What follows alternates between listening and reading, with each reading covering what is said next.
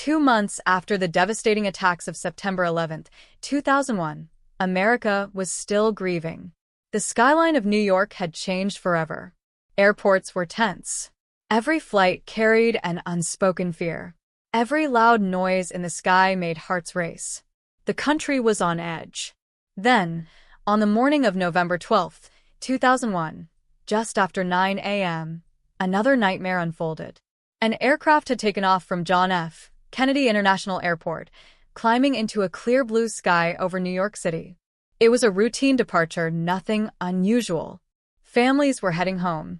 Crew members were doing their jobs. Everything seemed normal. But within minutes, something went terribly wrong. Residents in Queens looked up to see a large jet descending rapidly. Moments later, it crashed into the Belle Harbor neighborhood, sending smoke billowing into the air. Once again, New York saw flames rising into the sky. The aircraft was American Airlines Flight 587, and across the country, a chilling question spread instantly. Was this another terrorist attack? Or was something else responsible for this tragedy? Tonight, we revisit one of the deadliest aviation disasters in U.S. history, a crash that shook a nation already struggling to heal. At the time, American Airlines was and remains one of the largest and most established airlines in the United States, operating hundreds of domestic and international flights every day. Flight 587 was a regularly scheduled international service from New York to Santo Domingo in the Dominican Republic. The route was especially popular within the Dominican community in New York, with many passengers traveling to visit family and loved ones. The aircraft assigned to the flight was an Airbus A300, specifically the A300-600 model, a wide-body, twin-engine jet designed for medium to long-haul routes. Known for its size and reliability, the A300 had been in commercial service worldwide for decades. On board that morning were 251 passengers and 9 crew members, 260 people in total. For them, it was supposed to be a normal journey, a routine takeoff, a routine flight. But within minutes, that routine would turn into tragedy. The day of the crash, November 12, 2001.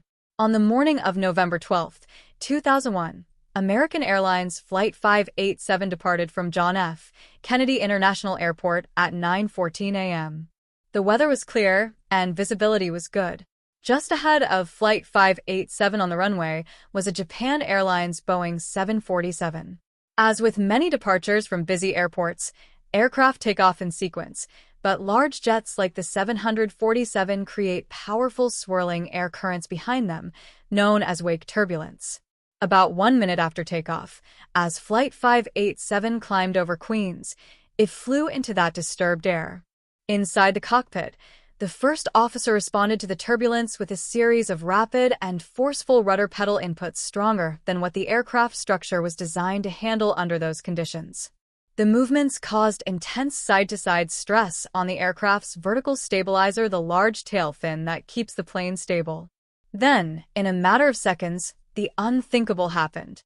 The vertical stabilizer separated completely from the aircraft. Without its tail fin, the Airbus A300 became uncontrollable. The pilots had no ability to stabilize or recover the aircraft. The plane rolled and descended rapidly over the Belle Harbor neighborhood. At approximately 9:16 a.m., just 2 minutes after takeoff, the aircraft crashed into a residential area in Queens, New York. All 260 passengers and crew members on board lost their lives. 5 people on the ground were also killed, and several homes were destroyed. For residents of New York, the sight of thick black smoke rising into the sky was deeply traumatic. Only 2 months earlier, the city had endured the attacks of September 11th. Once again, sirens filled the air. Once again, the nation held its breath. And once again, Americans feared that history might be repeating itself. Investigation and findings. The investigation was led by the National Transportation Safety Board, NTSB.